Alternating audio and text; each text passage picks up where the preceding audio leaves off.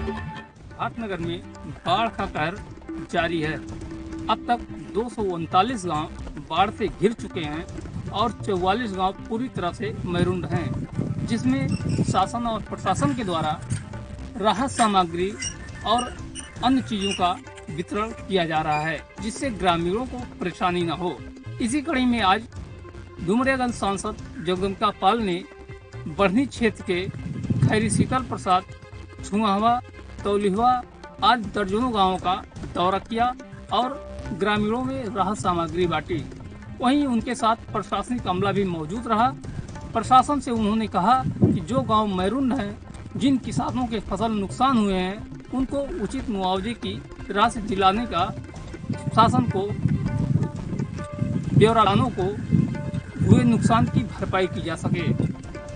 उत्तर प्रदेश के बाढ़ प्रभावित जनपदों में प्रदेश के यशस्वी मुख्यमंत्री योगी आदित्यनाथ जी ने जिस संवेदनशीलता का और जिस तरह से बाढ़ राहत कार्य के लिए सामग्री वितरित करने का निर्णय लिया है, आज वो तमाम बाढ़ प्रभावित इलाके में सिद्धार्थनगर जनपद के खैरी शीतल हो या भुतहवा हो, मटियार हो, इन गांव के लोगों के बीच में एक तरफ बाढ़ से प्रभावित होने के उनके आंखों में आंसू है, दूसरी तरफ जिस तरह से 2 बोरे में पूरा सामान मिल रहा है कि लाई 5 किलो, भुना चना 2 किलो, गुड़ 1 किलो, बिस्कुट 10 पैकेट, माचिस 1 पैकेट, मोमबत्ती 1 पैकेट, आटा 10 किलो, चावल 10 किलो, अरहर की दाल 2 किलो, नमक आधा किलो, हल्दी आधा किलो,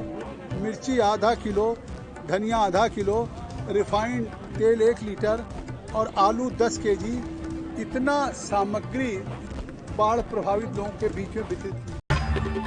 गाँव में बढ़ाया जाए, जिला पंचायत का इसमें क्या सहयोग होगा, ग्राम सभाओं का क्या होगा, पूरी बातें हो रही हैं। कभी कभी ऐसे भी मामले आ रहे हैं जैसे कि गांव में बिजली, पानी, सड़क, अनेकों मुद्दे उठ रहे हैं। इसमें हमारे साथ इस समय मौजूद हैं देवरिया के रामपुर कारखाना के विधायक कमलेश शुक्ला जी के जो सुपुत्र प्रतिनिधि हैं, ये भी मौजूद होकर के अभी बैठक से निकले हैं। हम इनसे बात करेंगे कि क्या रहा बैठक में और क्या आप लोगों का मेन मुद्दा था। जी बताएं प्रतिनिधि, क्या मामला रहा, कैसी बैठक चली, क्या था? देखिए, आज जिला पंचायत की दूसरी बैठक आहूत हुई है और इसमें सभी नए सदस्यों ने बहुत ही एक सामंजस्यता के साथ अपनी बातें रखी, बिना किसी शोरगुल के।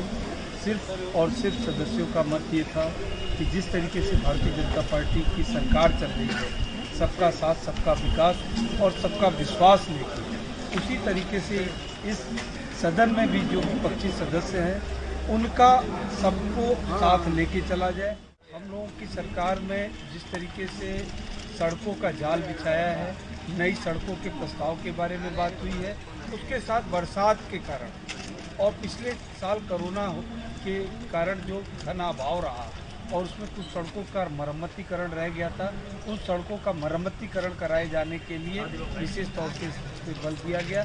साथ ही बिजली की समस्या रही, बिजली की समस्या के बारे में लोगों ने अवगत कराया कि बिजली की आपूर्ति पूरी है, लेकिन जर्जर तारों की और कम क्षमता वृद्धि वाले ट्रांसफार्मरों की वजह से विद्युत की आपूर्ति नहीं हो पा रही है। तार जो अंग्रेजों के समय से चलते आ रहे थे, 25 साल, 30 साल, 40 साल से अनेकों जगह तार गिरे, अनेकों लोगों की उससे मौत हुई।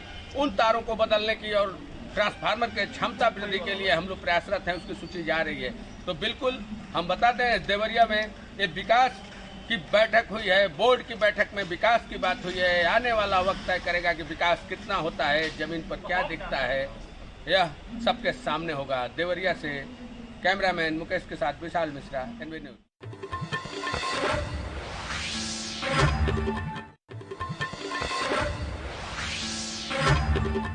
से बच्चा चोरी होने के बाद पुलिस ने सनसनीखेज का खुलासा करते हुए 2 अभियुक्तों को गिरफ्तार किया है।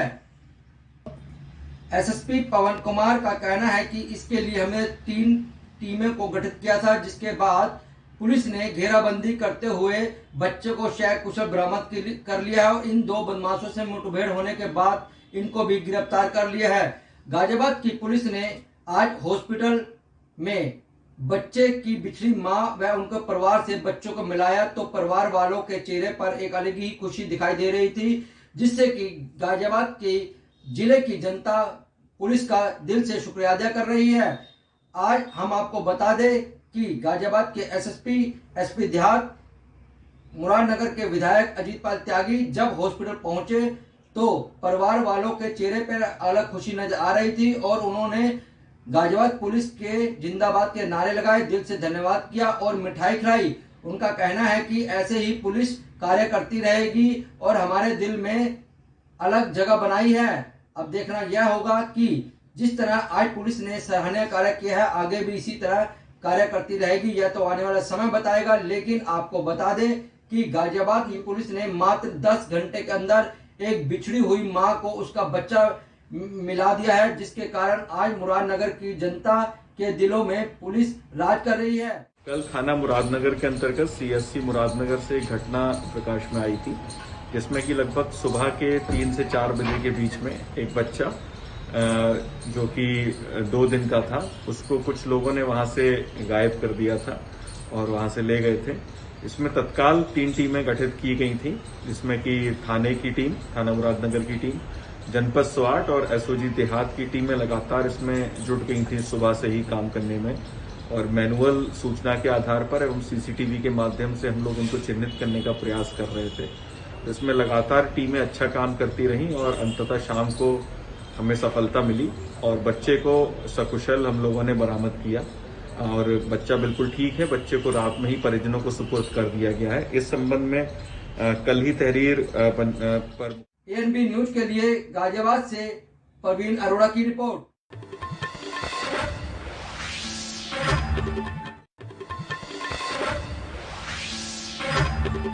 डीजल चोर गैंग और पुलिस के बीच मुठभेड़ हो जाने से डीजल चोर गैंग के 3 लोग घायल हो गए। आपको बता दें कि मामला उन्नाव जनपद के गंगा घाट कोतवाली क्षेत्र के त्रिभुवनखेड़ा हाईवे पर का है। यहां पर डीजल चोर गैंग द्वारा पुलिस पर फायरिंग की गई है। फायरिंग का जवाब देते हुए पुलिस द्वारा भी फायरिंग की गई है, जिसमें 3 लोग घायल हो गए हैं। आपको बता दें कि घायलों में 3 लोगों को 2 के पैर पे तथा 1 को कमर पर गोली लगी है। घायलों को जिला अस्पताल में भर्ती कराया गया। साथ ही डीजल चोर गैंग के पास से एक इनोवा गाड़ी तथा डीजल बरामद किया गया है। देखिए, एक मीटिंग की गई थी ज्वाइन करने के बाद व्यापारी बंधुओं के साथ में, तो उसमें इस समस्या को बड़ी प्रमुखता से उठाया गया था कि एक गैंग है जो हाईवे पर डीजल चोरी या ट्रक ड्राइवरों की कनपट्टी पर तमंचे इत्यादि लगाकर डीजल लूट का कार्य कारित करता है और इस घटना से व्यापारीगण काफ़ी त्रस्त है। तो इसी पर जो हमारी स्वाट टीम है और जो हमारी थाना गंगाघाट अचलगंज पुलिस है, कोतवाली पुलिस है, उन सभी को अलर्ट किया गया था। कल देर रात्रि स्वाट टीम इंचार्ज को ये सूचना प्राप्त हुई कि एक ऐसा गैंग है जो एक पुरानी इनोवा है जो बड़ी ही शेडी टाइप की प्रतीत हो रही है, उससे इस प्रकार का कृत्य कारित कर रहा है। इनको कई जगह दौड़ाया गया। यहाँ जब ये त्रिभुवनखेड़ा में पहुंचे और इन्होंने अपने आप को घिरता देखा तो इन्होंने हमारी टीम पर फायर किया। जवाबी कार्रवाई में इसमें से 3 लोग जो इस इनोवा गाड़ी में थे, उन तीनों को गोली लगी है, एक के 2 गोलियां लगी हैं और उनको तत्काल घायल अवस्था में अस्पताल भिजवा दिया गया है उनके इलाज के लिए। इस गाड़ी की अभी जांच की गई तो ये देखा गया इससे अवैध असले बरामद हुए हैं। इसमें लगभग 8 जरीकेन जो तेल है वो बरामद हुआ है, जो कि सब लूटा हुआ लग रहा है और इसमें और भी कार्रवाई की जा रही है। ये भी पूछताछ की जा रही है कि ये तेल आखिर गैंग कहाँ तक जाता है और कैसे इसमें आगे कार्रवाई की जानी है, वो सारी कार्रवाई इसमें की जाएगी। पुलिस कप्तान को भी सूचना दी गई है, जो पुलिस कप्तान मौके पर पहुंचकर छानबीन कर रहे हैं। आगे क्या कार्रवाई होगी ये देखने वाली बात होगी। उन्नाव से एएनबी न्यूज के लिए बोधरा से।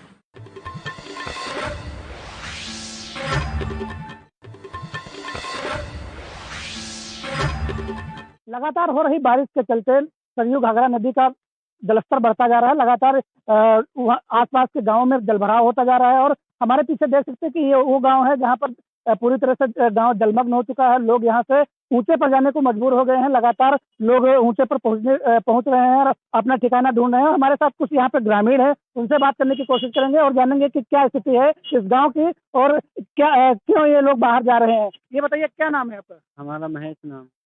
क्या स्थिति है आपके गाँव? यहाँ स्थिति आप तो देख ही रहे, सब पानी जलथर से भर रहा है और हम लोग अब बांध पे जा रहे हैं। अच्छा। और यहाँ पे कि कोई अभी सुनवाई नहीं हुई है, सब दिक्कत है। अच्छा, प्रशासन द्वारा क्या सुविधाएं आप लोगों को पहुंचाई जा रही हैं? भाई हमारे सामने हमारे यहाँ कुछ नहीं आया। अच्छा, कौन सा गाँव है आपका ये? ये प्रसादी पूर्वा से सौंदा, जिला बाराबंकी।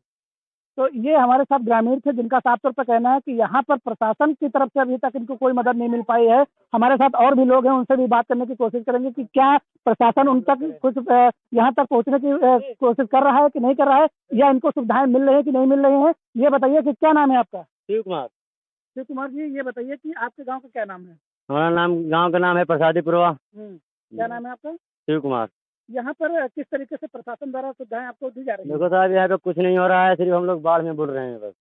खाने पीने की दिक्कत हो रही है, रहने के सोने की भी दिक्कत है। हाँ, तो अभी आप लोग कहाँ पे रह रहे हैं? अब आप देख लीजिए, हम लोग रोड पे आ रहे हैं सामान ले लेकर। राशन पानी जो है। हाँ, प्रशासन कुछ मदद नहीं कर रहा है? कोई नहीं शायद कर रहा है। तो आप लोगों ने इसकी शिकायत कहीं बात किसी अधिकारी से नहीं की? नहीं, कोई से नहीं की, हम लोग कोई आया नहीं तो हम लोग किया नहीं। अच्छा, तो क्या हालात हैं आपके गाँव के? आपके हालात है, फिर पानी बढ़ रहा है, पानी ऊपर हो रहा है बस। बच्चे आपके बच्चे हैं, हमारे बच्चे शायद ससुराल में छोड़ दे हैं पानी की वजह से। मम्मी के यहाँ चले गए? हाँ, मम्मी है, पापा हैं, हम हैं। अच्छा, हाँ। तो और गांव के लोग किस तरीके गांव के लोग आप देख लीजिए आप ही। हाँ, कैसे स्थिति चल रही है यहाँ पे। जो ग्रामीण हैं उनका दुखड़ा सामने आया है कि किस तरीके से यहाँ पे ये लोग अपना जीवन यापन कर रहे हैं। पानी में पूरी तरह से इनका घर जा चुका है और लगातार ये ऊंचे पर जाने के लिए मजबूर हो गए हैं। एनबी न्यूज के लिए सत्येंद्र वर्मा, बाराबंकी।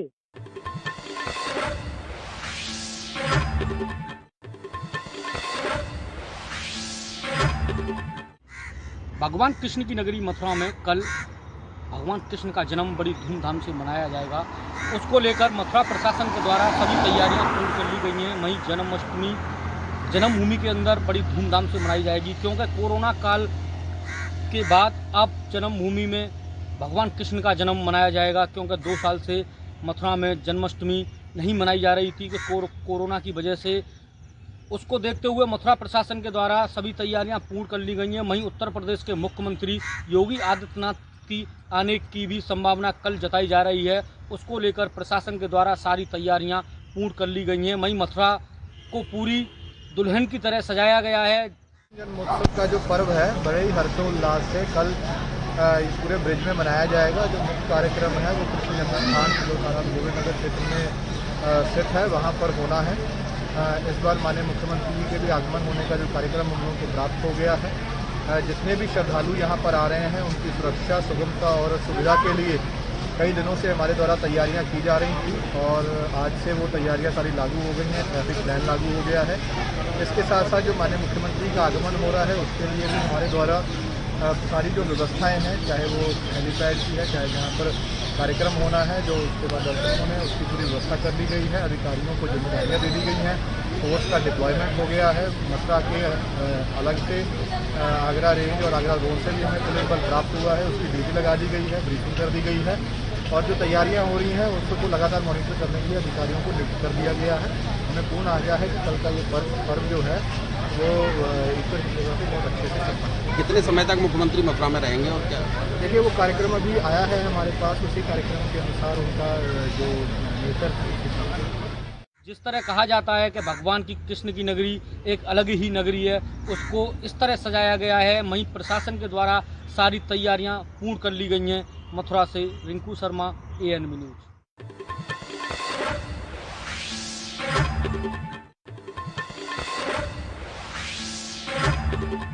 जनपद हाथरस में आज पुलिस और एसओजी टीम को बड़ी कामयाबी हाथ लगी है। 12 वर्षीय बच्चे की मौत का खुलासा करते हुए पुलिस ने 2 आरोपियों को गिरफ्तार किया है। पुलिस ने हत्या में शामिल लोहे की रॉड दोनों आरोपियों से बरामद की है। आपको बता दें कि 18 अगस्त को बच्चे की हत्या कर शव खेत में डाल दिया गया था, जिसका पुलिस ने पंचायतनामा भर पोस्टमार्टम के लिए भेज दिया था। हत्या का कारण गला दबाकर हत्या करना प्रकाश में आया था। तभी से पुलिस टीम हत्यारोपियों की जांच में जुटी हुई थी। आज पुलिस ने दोनों आरोपियों को गिरफ्तार कर लिया है। का सफल अनावरण करने हेतु एसओजी टीम एवं थाना चंदपा ने अभियुक्तों को गिरफ्तार किया है, जो इसी गांव के रहने वाले हैं, जिसमें पुरानी रंजिश को लेकर के इस 12 वर्षीय बालक की हत्या की। सर कहाँ से गिरफ्तार किया गया है सर? ये हदीसापुर के पास। अच्छा सर, रंजिश के आदि सर, पुरानी रंजिश का आपसी परिवार के नजदीक के थे, आपसी वाद विवाद बीच में कोई झगड़ा घंटा हुआ करता था। पुलिस दोनों आरोपियों को गिरफ्तार कर जेल भेजने की कार्रवाई में जुटी हुई है। जय किशोर कुशवाहा, ANV न्यूज, हाथरस।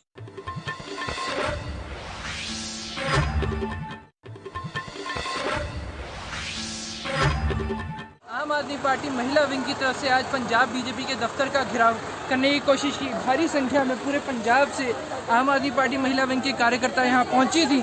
जहाँ देख सकते हैं जब बीजेपी के दफ्तर की तरफ जाने की कोशिश की गई तो भारी बैरिकेडिंग का सामना करना पड़ा था। तो उसके बाद बैरिकेड के हर पीछे जाने की कोशिश की गई पर उनके ऊपर पानी की बौछारें की। आइए हमारे साथ महिलाएं, उनसे बात करते हैं। मैडम, जब पीछे से माइक छोड़ दिए, जब पीछे जाने पानी की बौछारें की गई, क्या हुआ? आखिर क्यों इतने ज़्यादा विरोध देखना पड़ा आपको? सर हम तो बड़ी अच्छे ढंग से प्रदर्शन कर रहे थे क्योंकि आप लोगों को पता ही है कि बीजेपी के एक लीडर ने जो किसान महिला विंग की जो लेडी थी राजकौर, उनके साथ कितनी बदतमीजी से पेश आए थे। वो उनके बाल तक उन्होंने वगैरह खींची उनकी। तो उसके रिगार्डिंग ही हमने तो महिला विंग में, आम आदमी पार्टी की महिला विंग में धरना लगाया था कि इन लोगों को माफ़ी मांगनी चाहिए। तब तक हमारी जो औरतों को एक साथ बदतमीजी होती रहेगी। तो इस वजह से हम तो बड़ी अच्छी तरह जा रहे थे लेकिन पुलिस के प्रशासन ने आगे नहीं जाने दिया। पर पानी की बौछारें भी हुई आप सब पे? पानी की बौछारें की, लेकिन हमने पुतला जो था मोदी जी का वो ठीक है। तो आज सुन सकते हैं कि पानी की बौछारें के बावजूद भी उन्होंने प्रदर्शन किया। अगले साल से लोग प्रधानमंत्री नरेंद्र मोदी का पुतला भी लाए थे, उसको भी जला के उन्होंने विरोध जताया। आपको बता दें कि महिला जो आम आदमी पार्टी महिला एक ही डिमांड है कि पंजाब बीजेपी माफ़ी मांगे और जो उन पर कार्रवाई बनती है उन पर कार्रवाई करे। चंडीगढ़ से अमित कुमार, ANV न्यूज। चारधाम यात्रा पर निर्भर रहने वाले उत्तराखंड के परिवहन कारोबारियों को राहत पहुंचाते हुए पुष्कर सिंह धामी ने 6 महीने का टैक्स माफ करने की घोषणा की है। वहीं परिवहन विभाग ने 2 साल का टैक्स माफ करने की गुहार लगाई थी। वहीं अब परिवहन महासंघ के अध्यक्ष सुधीर राय का कहना है कि ऊंट के मुंह में जीरा डालकर सरकार क्या साबित करना चाहती है। अभी जो सार्वजनिक सेवा है उनमें 6 महीने की छूट दी गई है, वो नाकाफी है। ये एक किस्म से ऊंट के मुंह में जीरा वाली बात है। हम लगातार सरकार से मांग कर रहे हैं कि चारधाम यात्रा हमारी बिल्कुल चौपट हो चुकी है। कम से कम 2 वर्ष का जो है टैक्स माफी की घोषणा सरकार को करनी चाहिए थी, तो ये नाकाफी है। और भी हमारी 2-3 मांगे सरकार से, वो तीनों लंबित मुद्दे हैं। तो इस संबंध में सरकार से हम फिर अपनी बातें रखेंगे और अगर आंदोलन की जरूरत पड़े तो आंदोलन हमारा चलता रहेगा। जी हाँ, मैं ऋषिकेश से ANV न्यूज के लिए सागर रस्तोगी।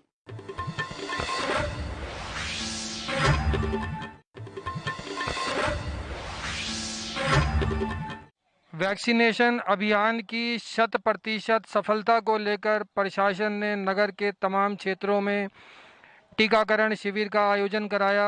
इस दौरान किच्छा के वार्ड 11 तथा वार्ड 12 में भी टीकाकरण शिविर आयोजित हुआ।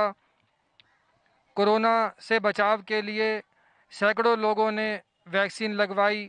इस दौरान नगर पालिका के सभासद नजाकत खान एवं वार्ड 12 के नगर पालिका सभासद फिरासत खान ने जनता से अधिक संख्या में वैक्सीनेशन कराने के लिए आगे आने की अपील की। आयोजित शिविर में मुस्लिम समाज के सैकड़ों लोगों ने कोरोना से बचाव के लिए वैक्सीन लगवाई और अन्य लोगों को भी वैक्सीन लगवाने के लिए प्रेरित किया।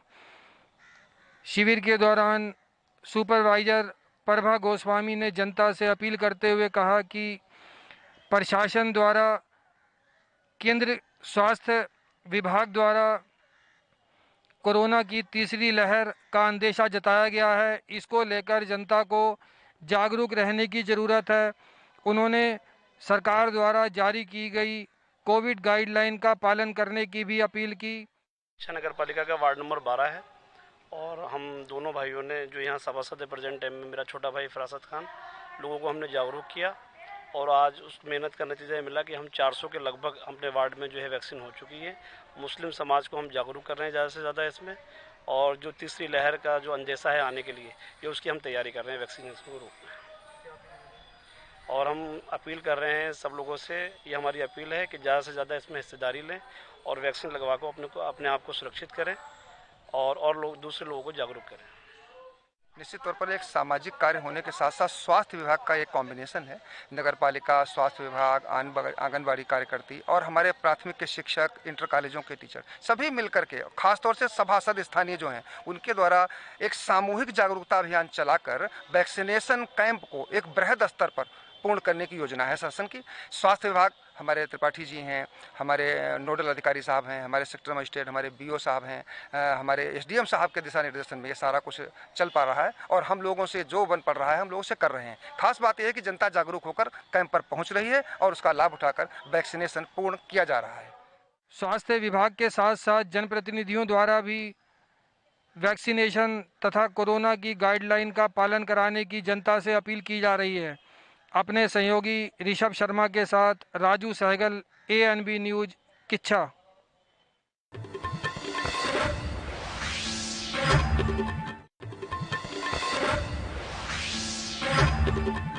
वैक्सीनेशन के लिए मंगलौर में लगी लंबी कतारें।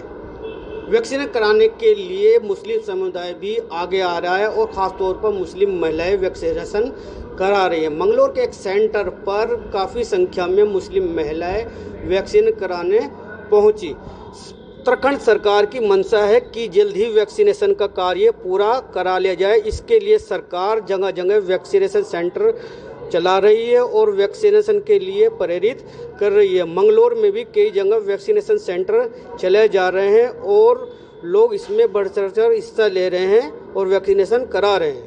ये एक तो हम दोनों प्रकार के टीके लग रहे हैं, 14+ और 18+, 45+ और 18+, और फर्स्ट डोज सेकंड डोज दोनों हम लगा रहे हैं और ये बिल्कुल फ्री ऑफ कॉस्ट रहती है। यहाँ पर हम रजिस्ट्रेशन भी खुद ही करते हैं और टीकाकरण के लिए जो स्वास्थ्य विभाग की टीम रहती है वो टीकाकरण करती है। उसके बाद जो उसका सर्टिफिकेट निकलता है वो भी हम साथ के साथ ही लोगों को दे रहे हैं ताकि किसी को बाद में असुविधा ना हो। खास करके जो मुस्लिम समुदाय के लोग थे वो टीकाकरण से बहुत डरे हुए थे। उनके मन में लोगों ने बड़ा भ्रम डाल रखा था कि इसके बहुत नुकसान हैं। नुकसान इसके कुछ भी नहीं है, केवल हमने लोगों को जागरूक किया। आज ये खुद अपने आप लाइन में लग के इंजेक्शन लगाने के लिए तैयार हैं और हमने पहले भी उत्तराखंड सरकार भी वैक्सीनेशन के लिए लोगों को जागरूक कर रही है। ANB चैनल भी आपसे अपील करता है कि कोरोना से बचाव के लिए वैक्सीनेशन जरूर कराएं। ANB के लिए मंगलौर से अकील अहमद की रिपोर्ट।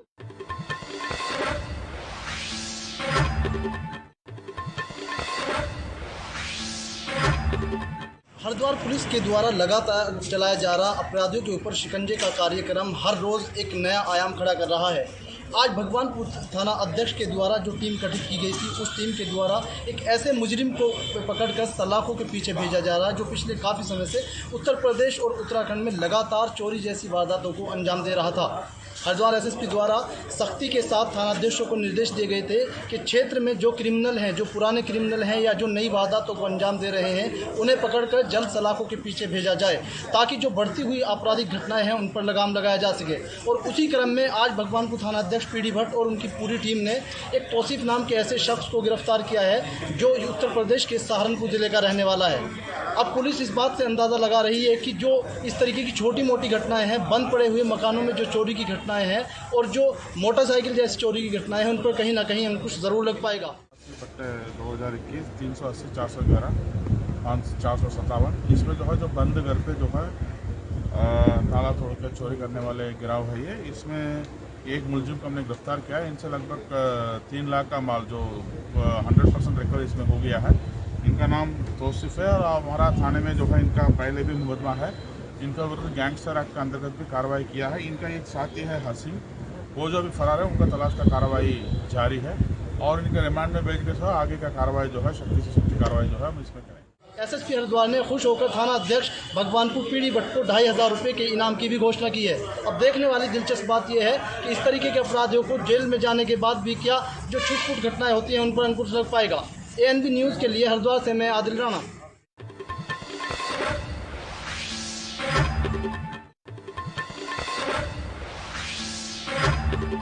कानपुर के चकेरी थाना अंतर्गत सफीपुर में एक बड़ी दुर्घटना घटी जिसके अंतर्गत 3 मजदूर गंभीर रूप से घायल हो गए, लेकिन अस्पताल ले जाते एक मजदूर की मौके पर ही मौत हो गई। आपको बताते चले, कानपुर के सफीपुर अंतर्गत एक निर्माणाधीन मकान में राम कुमार, राजेंद्र और मैकूलाल मजदूरी का काम कर रहे थे। दिहाड़ी की मजदूरी पर काम कर रहे इन तीनों मजदूरों ने निर्माणाधीन मकान की छत पर पहुंच करके वहां से एक होर्डिंग हटाने का प्रयास किया। ये जो होर्डिंग थी, ये हाई टेंशन लाइट के द्वारा गुजर रही थी और तीनों ही मजदूर हाई टेंशन लाइट की चपेट में आ गए, जिसके चलते राम कुमार ने मौके पर ही दम तोड़ दिया। वहीं दूसरी तरफ राजेंद्र और मैकूलाल को स्थानीय लोगों के द्वारा पास के अस्पताल में पहुंचाया गया। सूचना पर पहुंची पुलिस ने राम कुमार के शव को पंचनामा भर पोस्टमार्टम के लिए भेज दिया। साथ ही राम कुमार के परिवारीजनों को सूचना देकर उन्हें इस घटना से अवगत भी करवाया। फिलहाल राम कुमार के शव को पोस्टमार्टम पहुंचा दिया गया है, जबकि मैकूलाल को उर्सला अस्पताल से उपचार के बाद घर भेज दिया गया। वहीं राजेंद्र अभी भी गंभीर रूप से घायल है। कैमरा पर्सन रोहित वर्मा के साथ अनुज तिवारी, ANB न्यूज कानपुर।